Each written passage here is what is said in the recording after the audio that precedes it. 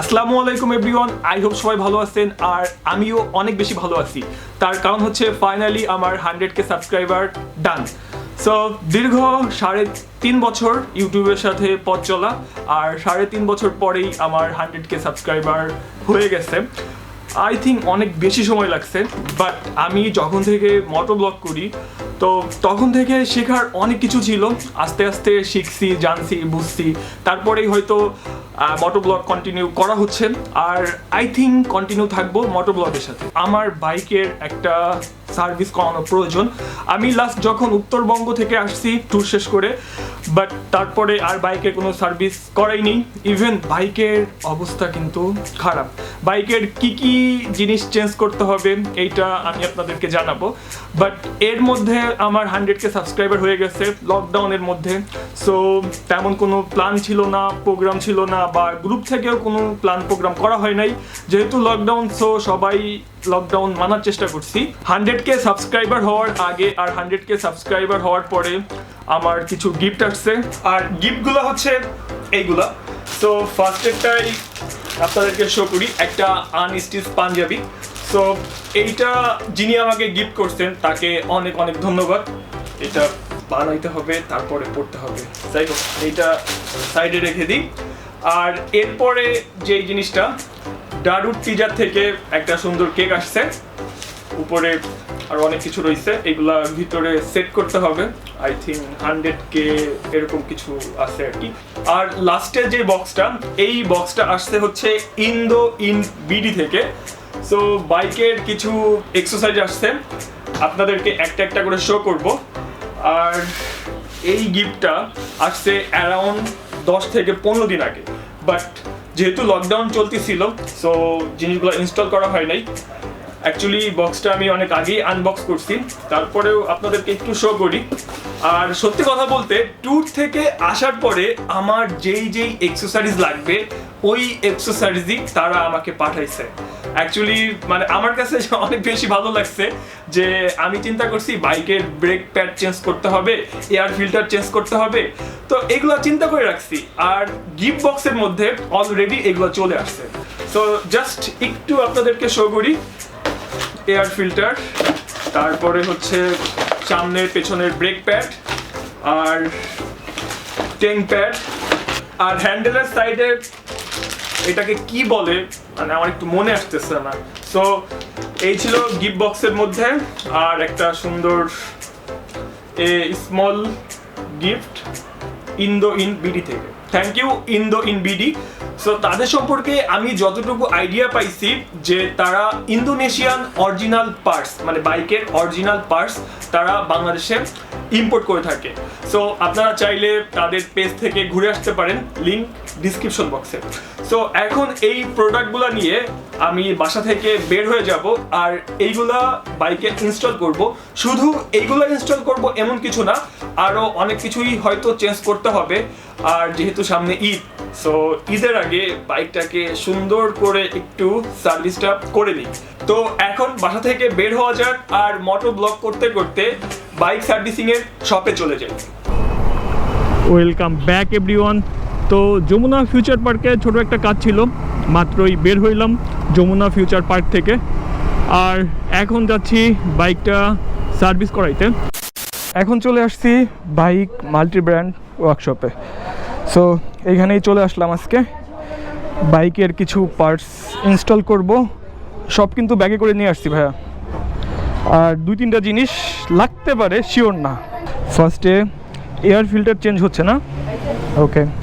আর air ফিল্টারটা হচ্ছে এটা হচ্ছে অরিজিনাল এয়ার ফিল্টার। সো ফার্স্টে এয়ার ফিল্টার দিয়ে শুরু করি। তো এখন আপনাদেরকে এয়ার ফিল্টারটা জাস্ট একটু শো করি। এই হচ্ছে মানে নতুন আর এই হচ্ছে পুরাতন, মানে অবস্থা কি খারাপ। আচ্ছা, এরকম অবস্থার জন্য কি আমি মাইলেজ কম পাইছি, তাই না? ওকে, সো আবার মাইলেজ বেড়ে যাচ্ছে। ভাই এটা কি যত্ন করে বাসায় নিয়ে উঠে রাখবো? জাদুঘরে? হ্যাঁ হ্যাঁ হ্যাঁ, এর আগের সার্ভিসেই নষ্ট হয়ে গেছিল, তারপরেও চলাইতেছিলাম। আচ্ছা, এয়ার ফিল্টার চেঞ্জ করতে হয় কত? 5000 কিলোমিটার পর পর।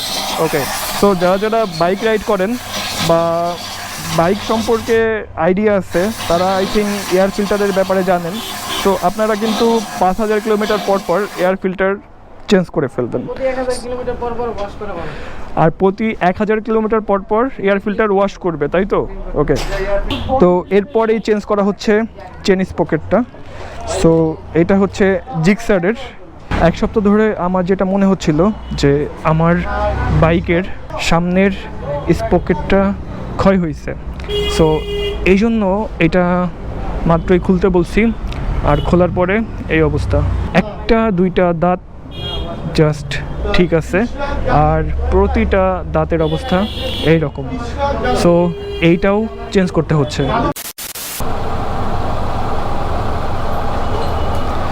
সো কার্বনের যে স্টিকারটা ছিল এইটা তুলে ফেললাম, নিজেই তুলছি, কারণ হচ্ছে এই ট্যাঙ্ক প্যাডটা লাগাবো। আমি অ্যাকচুয়ালি এই ট্যাঙ্ক প্যাডটা কারো কাছে ওইভাবে দেখি নাই, ফার্স্ট টাইম, ইভেন সুন্দর।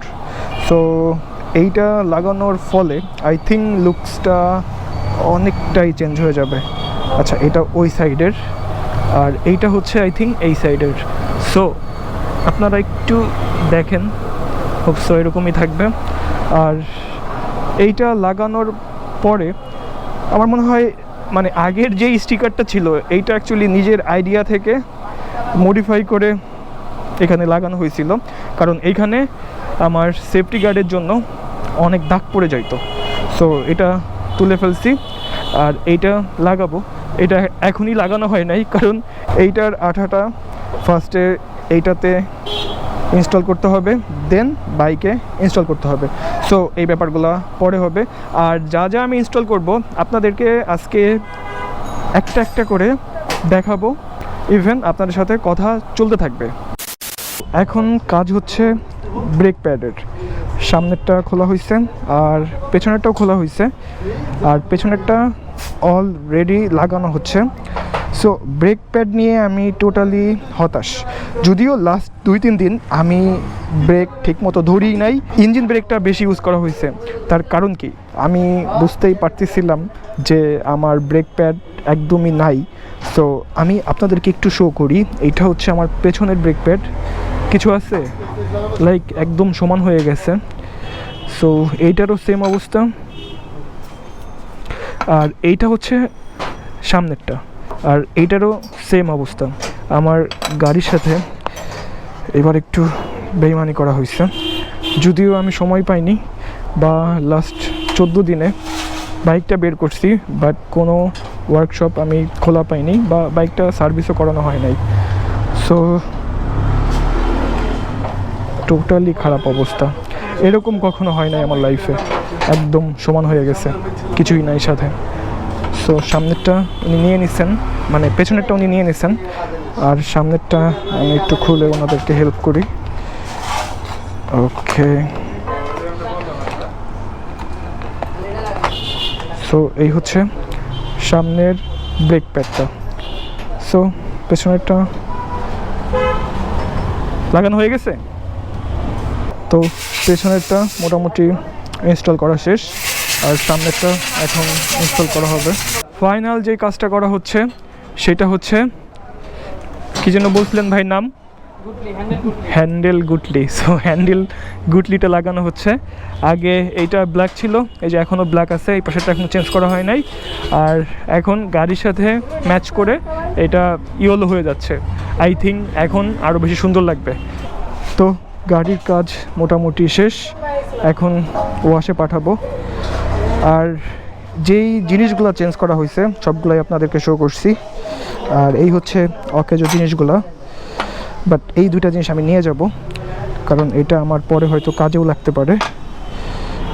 আর ট্যাঙ্ক প্যাড মানে বানানো আর কি ছিল এটা। সো আজকের কি আরও এক্সট্রা কোনো কাজ তো করতে হয় নাই।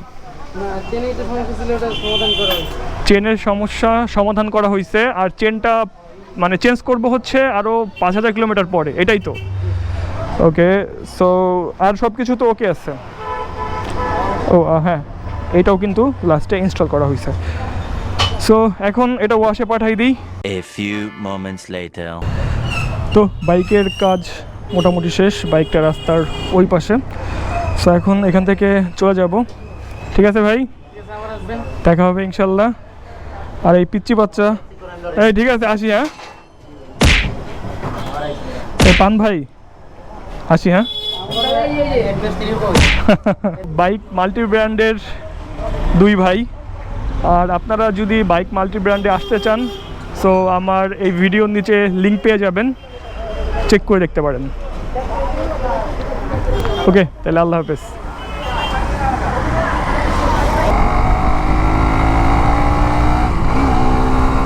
অ্যাকচুয়ালি বাইকটা রাইড করতে অনেক বেশি ভালো লাগতেছে, মানে ফুল ফ্রেশ হয়ে গেছে।